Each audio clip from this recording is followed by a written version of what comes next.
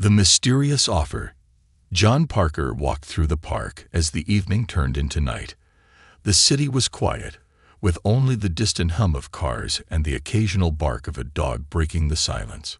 He had no particular reason to be there, just wandering like he always did.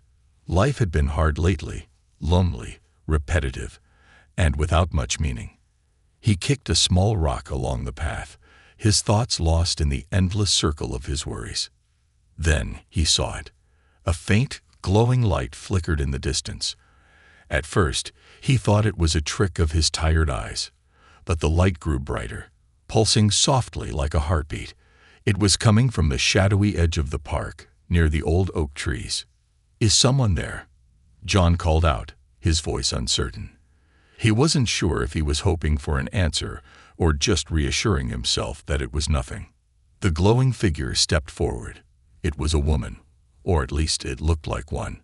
Her skin shimmered with a soft blue light, like moonlight reflecting on water. Her hair flowed like liquid silver, and her eyes were large and radiant, like twin stars. She wore a strange, flowing robe that seemed to move with a life of its own. John froze, his breath caught in his throat. Every instinct in his body screamed at him to run, but something about the figure held him in place. She raised a hand, palm open, in a gesture of peace. "Do not be afraid," she said. Her voice was soft, almost musical, and carried a strange accent he couldn't place. "I mean you no harm." John took a cautious step back. What are you?" he asked, his voice shaky. "My name is Lyra," she said, stepping closer. The light around her dimmed slightly, making her appear less otherworldly and more approachable. "I am not from this world." John stared at her, his mind racing. Was this some kind of elaborate prank? A dream? He pinched his arm, but the pain was real. So was she. "What do you want from me?" he asked. Lyra tilted her head, her glowing eyes fixed on him. "I've been watching you, John Parker. I know your pain. I know how lonely you are, how much you wish for a life filled with meaning and joy." John's heart skipped a beat. How did she know his name? How could she know about his life?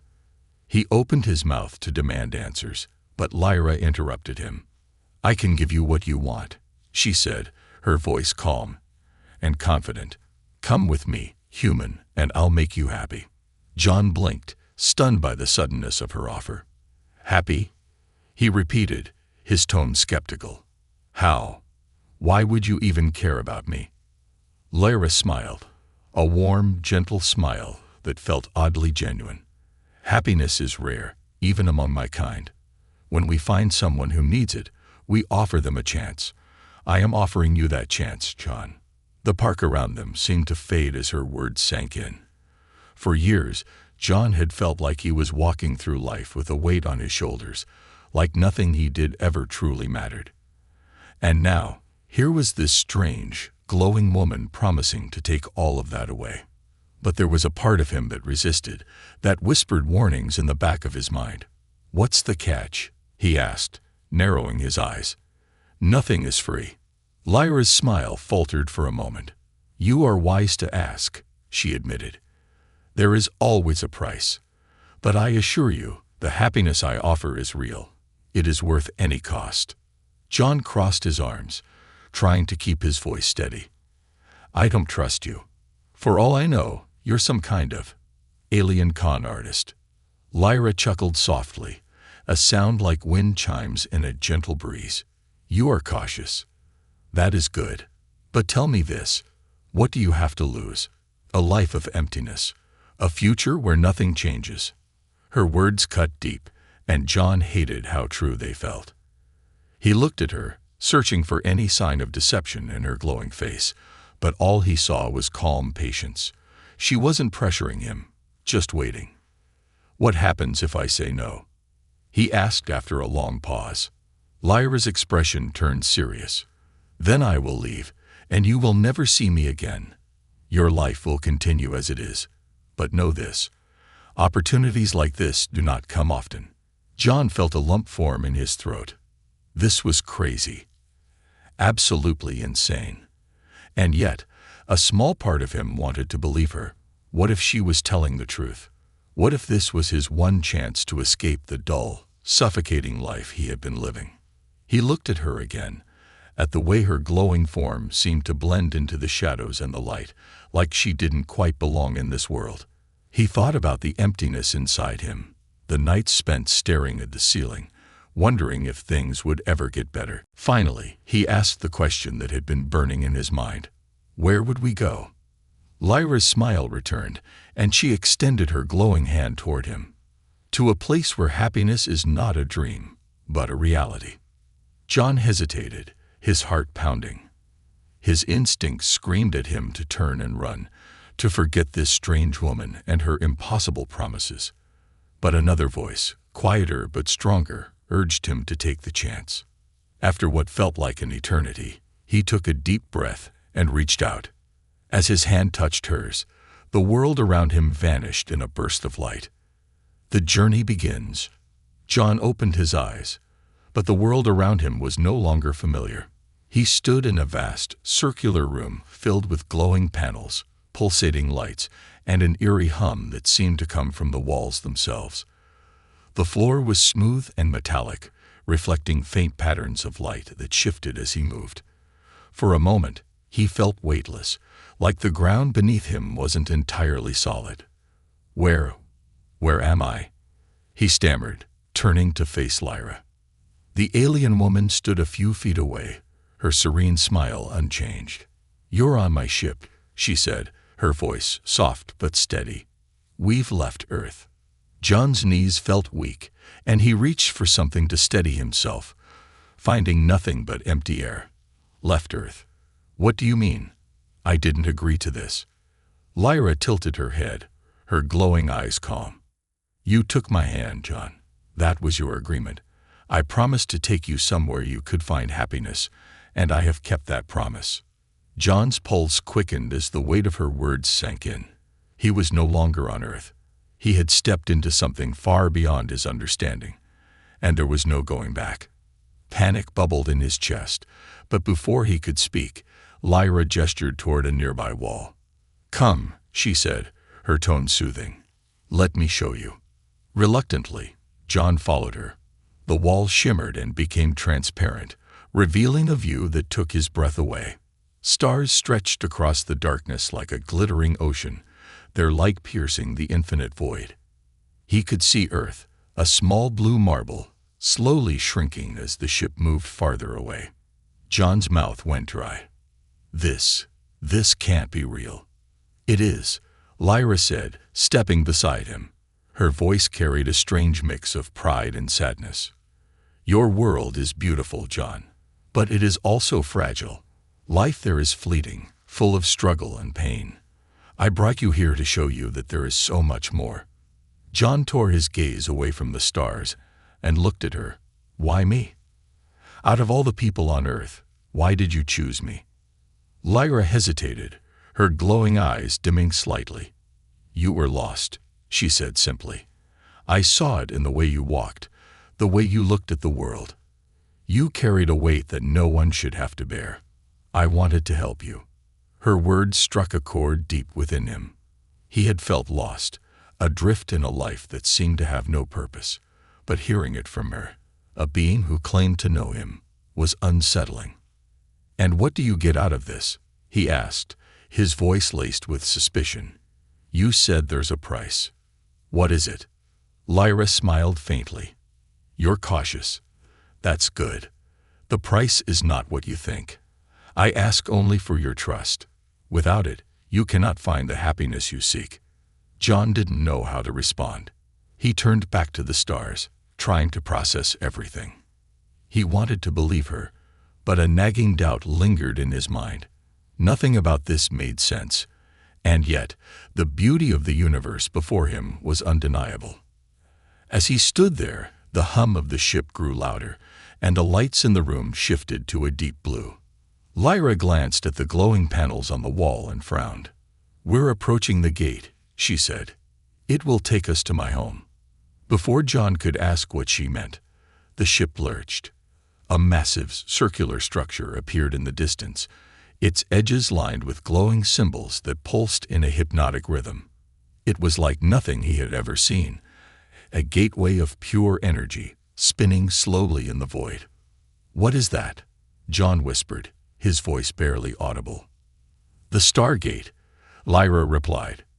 "It connects distant worlds, allowing us to travel across the galaxy in moments. Hold on to something. The transition can be unsettling." John barely had time to react before the ship accelerated. The gateway loomed closer, its light growing blindingly bright. A low vibration shook the room, and John grabbed the edge of a nearby console to steady himself. As they entered the gate, the world seemed to dissolve around him. Colors blurred together, and the hum of the ship became a deafening roar. For a moment, there was nothing. No sound, no light, no sensation. John felt as though he were floating in an endless void. Then, just as suddenly as it had started, the noise and light returned. The ship stabilized, and the room's glow shifted back to its original warm hues. John gasped for air, his heart racing. What just happened?" "We've crossed into Cythera's system," Lyra said calmly. She touched a panel on the wall, and the transparent view shifted to reveal a stunning planet below. It was a world of vibrant colors, with emerald oceans, golden forests, and cities that shimmered like jewels. John stared in awe. "That's your home?" "Yes," Lyra said, a note of pride in her voice. "Welcome to Cythera, John, the place where your new life begins." But as John looked closer, something about the planet made him uneasy. The beauty was overwhelming, almost unnatural. And the more he stared, the more he felt a strange pull, like the planet was calling to him. "Why does it feel weird?"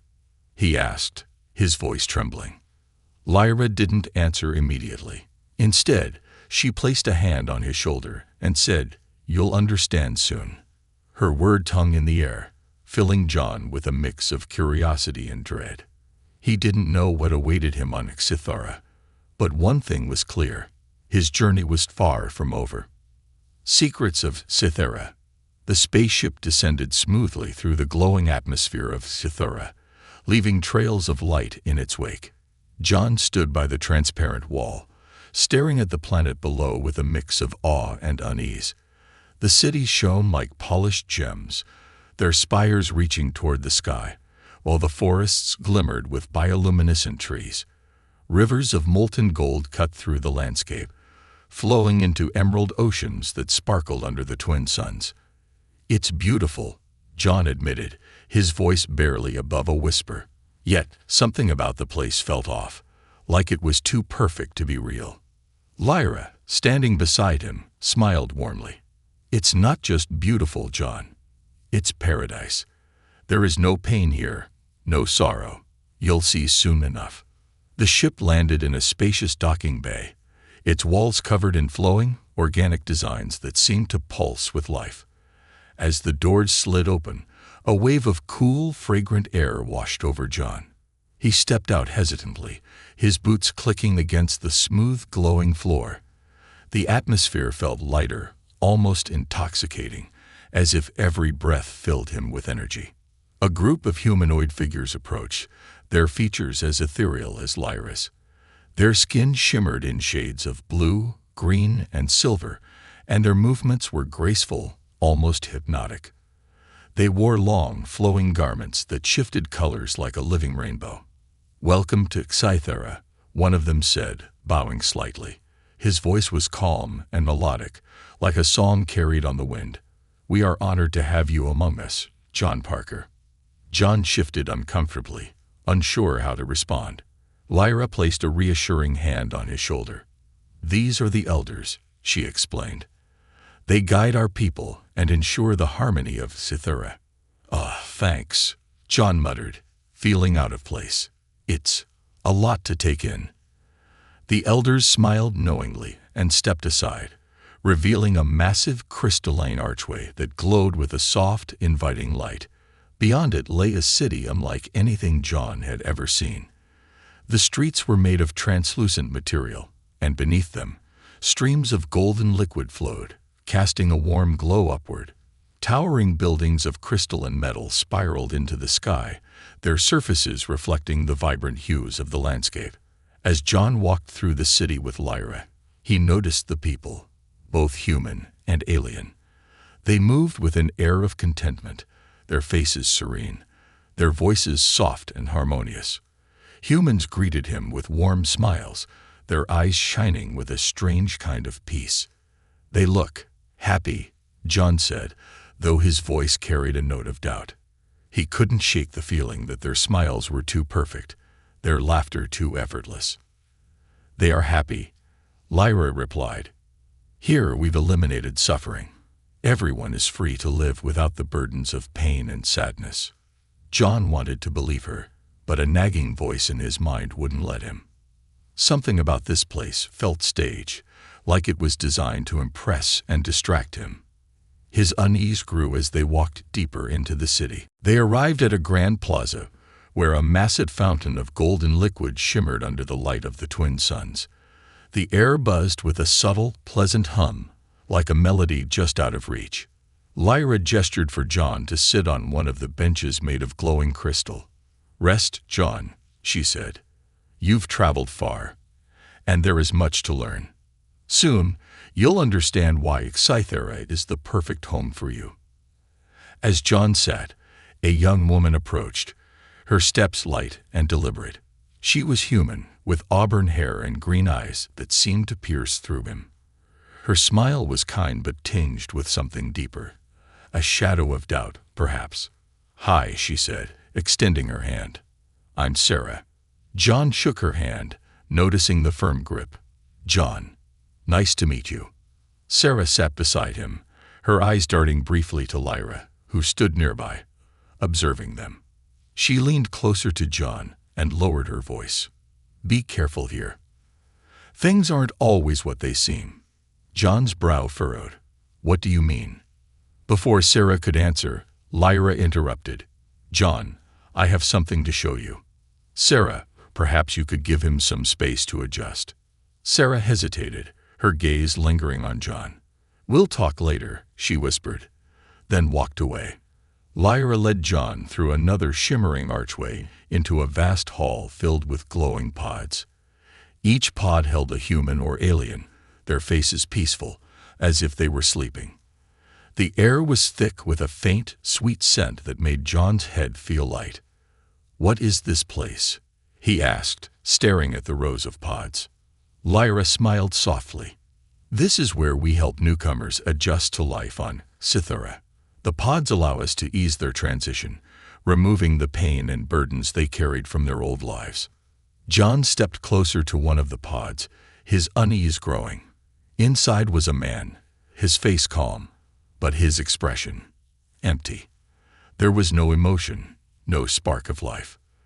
"What happens to them in there?" John asked, his voice shaking. "They find peace," Lyra replied. "The pods help align their minds with the harmony of Cythera. It's painless, I assure you." John took a step back, his stomach twisting. This doesn't feel right. It's like they're not even alive anymore." Lyra's eyes softened, and she reached for his hand. "John, I know this is overwhelming, but trust me, Cythera is a gift. These people are free from pain, freed from the struggles that weigh them down. Wouldn't you want the same?" John pulled his hand away, his heart pounding. "I don't know. Something about this feels wrong." Lyra's smile faltered, just for a moment. "You're afraid, and that's normal. But I promise you, this is the path to true happiness." As John looked around the room, his mind raced. The peaceful faces in the pods, Sarah's warning, Lyra's insistence, it all added up to something he couldn't yet understand. But one thing was certain, he couldn't trust what he saw, not yet. "Let's go," he said abruptly. "I need to think." Lyra hesitated but nodded. "Of course. Take your time." As they left the hall, John couldn't shake the feeling that his every move was being watched. The beauty of Cythera had a dark undercurrent, and he was determined to uncover the truth. Whatever paradise Lyra had promised, He wasn't sure it was worth the price. The hidden truth.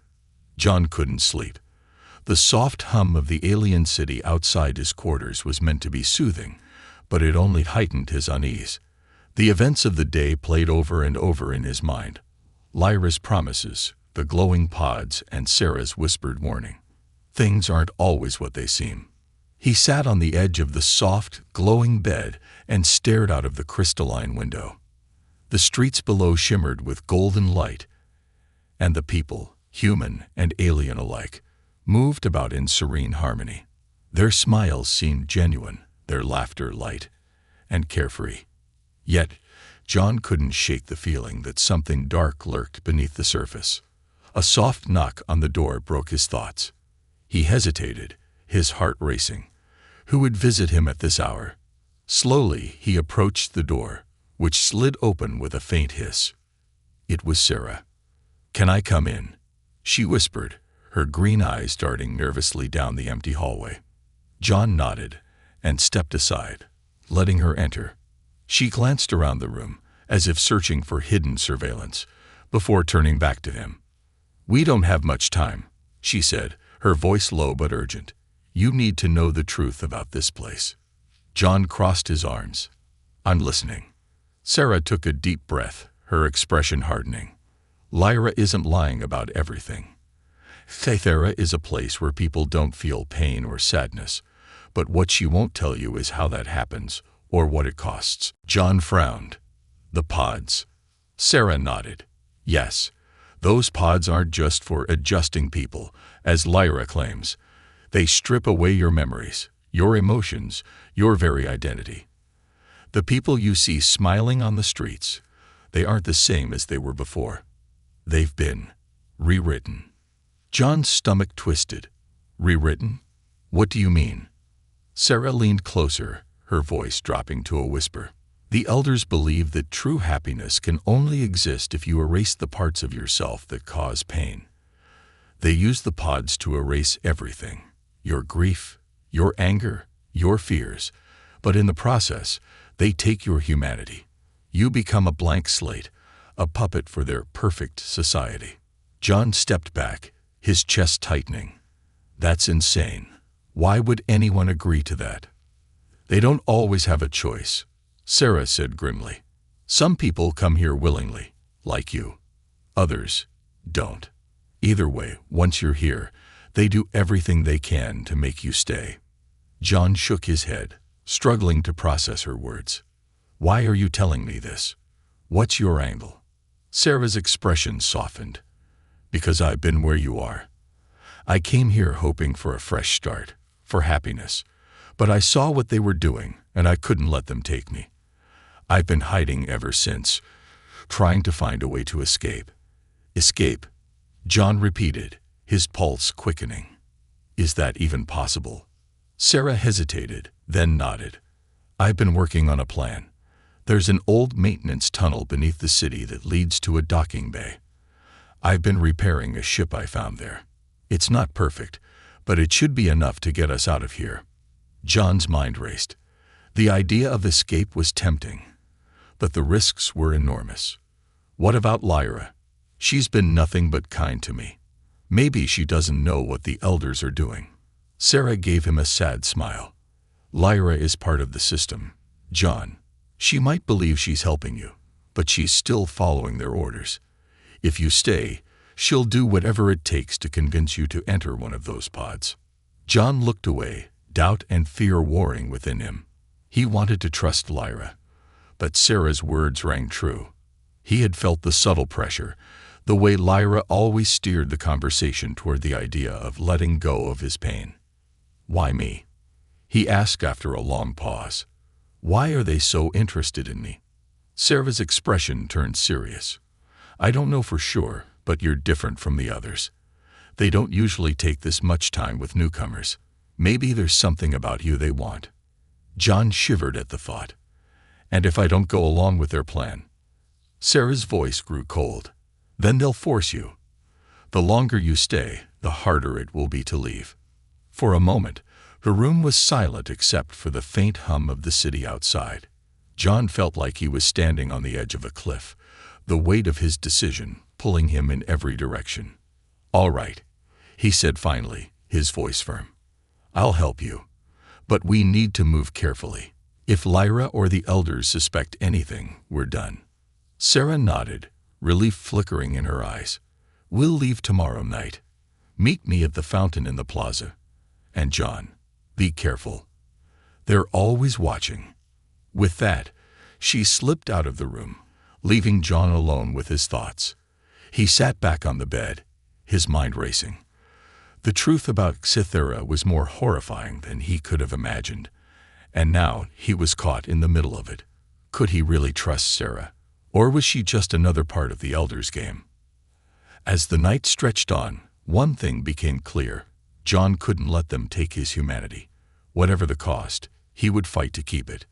The escape plan. John spent the next day in a haze of tension and paranoia. Every smile from the serene inhabitants of Cythera, every warm glance from Lyra, felt like a veiled threat. His decision to join Sarah's escape plan weighed heavily on him, and the knowledge of what the elders did to newcomers gnawed at his nerves. Lyra visited him in the morning, her glowing presence as calm and kind as ever. She brought a tray of vibrant otherworldly fruits and a drink that shimmered with golden flecks. "You didn't sleep well," she observed, her voice gentle. John forced a weak smile. "It's a lot to take in," he admitted, sipping the drink cautiously. It tasted sweet and cool, but it did little to soothe the knot in his stomach. Lyra sat beside him, her glowing eyes fixed on his face. "It's normal to feel overwhelmed. You've left behind everything you knew. But trust me, John, you'll find peace here. Give it time." He nodded but said nothing. Her words were carefully chosen, designed to lull him into complacency, and he couldn't afford to fall for them now. He pretended to listen, offering polite responses, but his mind was already planning for the night ahead. When night fell, John made his way to the fountain in the plaza, his heart pounding with every step. The city was as vibrant as ever, its golden rivers casting a soft glow on the translucent streets. The air was thick with the hum of unseen machinery, a constant reminder of the alien technology that surrounded him. Sarah was waiting near the fountain, her face partially hidden by the hood of a simple robe. She looked up as he approached, her green eyes sharp and focused. "You made it," she whispered. "Verily," John muttered, glancing around nervously. "Lyra's been hovering all day. I think she suspects something." "She probably does," Sarah said grimly. "They always do. But we can't turn back now." She motioned for him to follow, and they slipped into the shadows, weaving through side streets and alleys. The further they went, the less polished the city became. The glowing streets gave way to darker, more utilitarian pathways, and the air grew cooler and damp. "Where are we going?" John asked, his voice low. "To the maintenance tunnels," Sarah replied. "The elders rarely monitor them. They think no one's stupid enough to try and escape." "Comforting," John muttered, his anxiety mounting. They reached a small, nondescript building on the outskirts of the city. Sarah pressed her hand against a panel on the wall, and the door slid open with a quiet hiss. Inside was a narrow, dimly lit staircase that spiraled downward. "This way," Sarah said, leading the way into the depths. The maintenance tunnels were a stark contrast to the city above. The walls were bare metal, and the faint hum of the city was replaced by the echoing drip of water and the occasional groan of ancient machinery. The air smelled of rust and dampness, and the dim lights flickered as they walked. John's unease grew with every step. "Are you sure this is the right way?" Sarah glanced back at him. "Trust me, I've been down here before. The docking bay isn't far." As they continued, John's thoughts drifted to Lyra. Was she looking for him now? Did she know he was gone? Part of him felt guilty for deceiving her, but he couldn't ignore the truth Sarah had shown him. Cythera's paradise was a trap, and he couldn't let it cling him. They reached a large, circular door at the end of the tunnel. Sarah pulled out a small device from her pocket and pressed it against the door's control panel. Sparks flew, and the door groaned as it slowly slid open. Beyond it was a massive chamber filled with ships of various sizes and designs. Most were sleek and alien, but one stood out, a battered human-made ship that looked like it had seen better days. "There it is," Sarah said, her voice tinged with pride. "It's old, but it'll get us out of here." John stared at the ship, hope flickering in his chest for the first time since he'd arrived on Xithora. "And you're sure it works?" "Mostly," Sarah admitted. "I've been fixing it for months. The engines are functional, but the navigation system is a little temperamental." "Great," John muttered, following her toward the ship. "Let's hope it's good enough." They climbed aboard, and Sarah quickly began powering up the systems. The interior of the ship was cramped and utilitarian, with exposed wires and worn panels. It was a far cry from the elegance of Xithora, but to John, it felt like salvation. The ship hummed to life, its lights flickering on as the engines rumbled. Sarah grinned, her hands moving deftly over the controls. "We're almost there. Just a few more minutes." A sudden, piercing alarm cut her off. The chamber was bathed in red light, and a voice echoed through the tunnels. "Unauthorized access detected. All units converge on docking bay 7. John's blood ran cold. "They know we're here." Sarah cursed under her breath, her hands flying over the controls. "We don't have time for subtlety. Hold on." The ship lurched as the engines roared, lifting it off the ground. The docking bay doors began to close, and John could see figures, alien guards, rushing into the chamber, their weapons raised. "They're going to shoot us down," he shouted. "Not if I can help it," Sarah snapped, slamming a lever forward. The ship shot forward, hurtling toward the narrowing gap in the docking bay doors. Energy bolts sizzled past them, narrowly missing the hull. John clung to his seat, his heart pounding in his chest. With a deafening roar, the ship cleared the closing doors and burst into the open sky. Alarms continued to blare, and John could see small, sleek Xithoran ships in pursuit. "What now?" he asked, panic rising in his voice. Sarah grinned, her green eyes alight with determination. "Now we run." The betrayal. The ship trembled as Sarah pushed the engines to their limit, weaving through Xithora's glowing atmosphere. Outside the cockpit window, the twin suns glared like fiery sentinels, and the pursuing Xithoran ships grew closer with each passing second. Their sleek forms moved with precision, firing bursts of bright energy that streaked past the human ship, shaking it violently. "Can this thing take much more of this?" John shouted, gripping the armrests of his seat tightly. "Not for long," Sarah admitted through gritted teeth. Her hands flew over the controls, coaxing every ounce of speed from the battered vessel.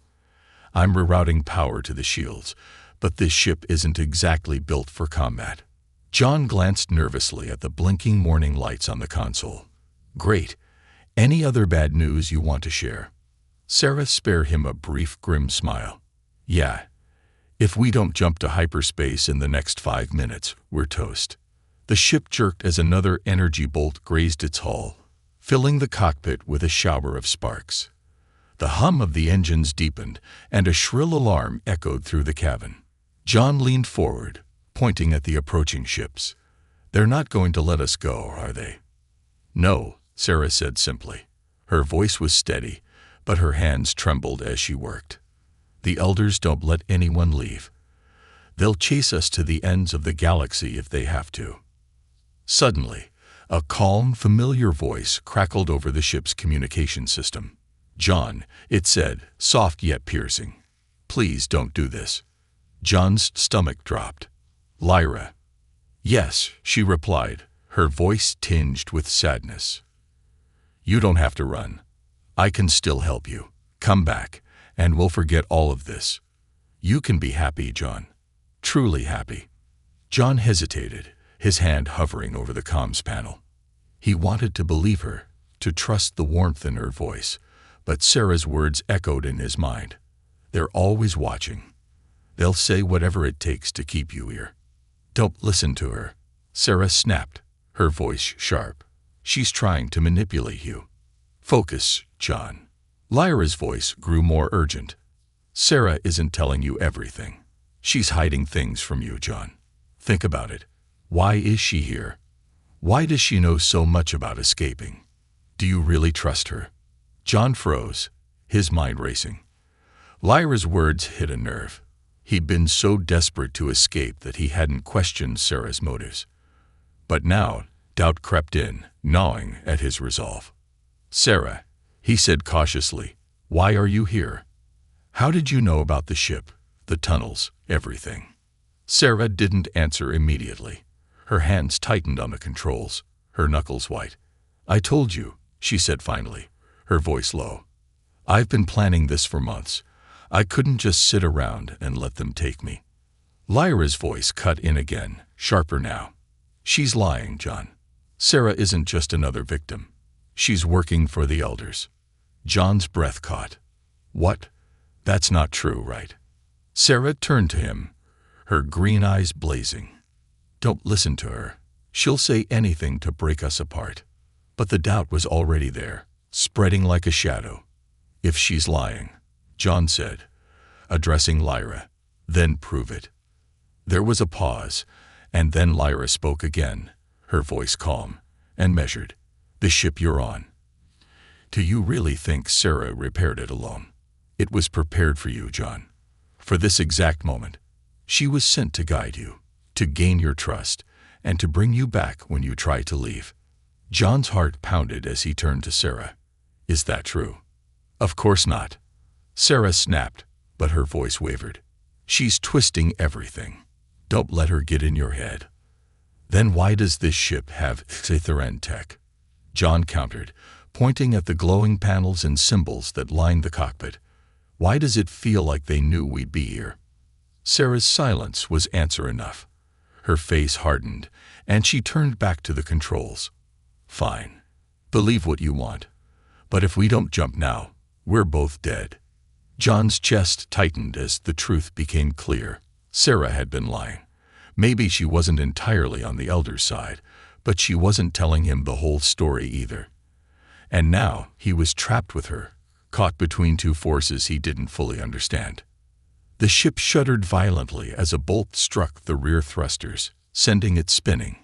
Sarah swore under her breath, struggling to stabilize the craft. "We're out of time," she shouted. "I'm initiating the jump." Before John could respond, the stars outside the cockpit stretched into blinding streaks of light. The ship lurched forward, and for a moment, everything was silent. Then the hum of the engines returned, and the streaks of light resolved into a vast, empty void. "We made it," Sarah said, slumping back in her seat. John didn't relax. "Where are we?" "Far enough for now," she replied. "But they'll find us. It's only a matter of time." He stood, his hands clenched at his sides. "Why didn't you tell me the truth? Why did you lie?"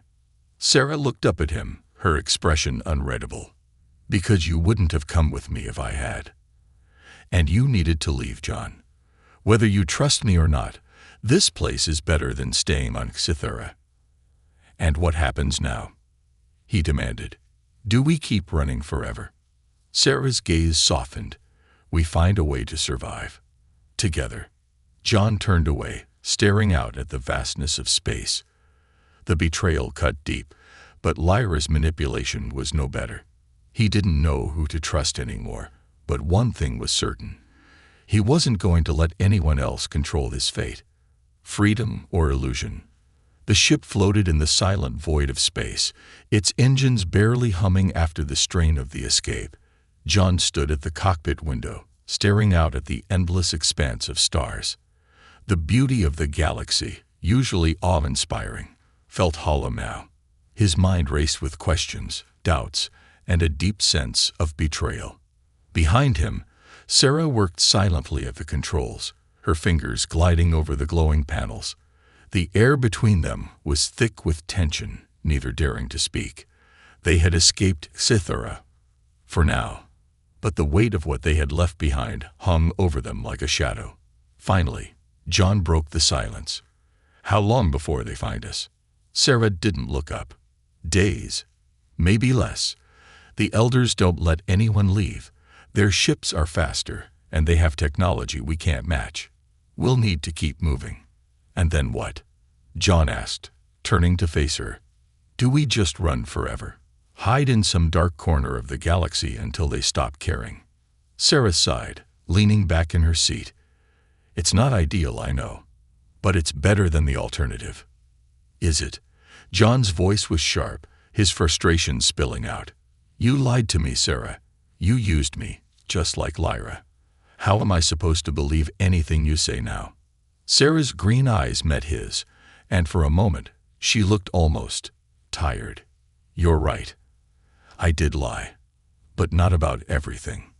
The elders sent me to watch you, yes, but I never agreed with what they were doing. When I saw how they stripped people of their identities, I knew I couldn't let them do it to you. That's why I helped you escape. John shook his head, pacing the small cabin. And what about Lyra? She said she wanted to help me. She promised happiness, Sarah. Was that all a lie too? Sarah hesitated, then spoke carefully. Lyra believes what she's saying. She's not like the others. She truly cares about you. But her version of help is surrender.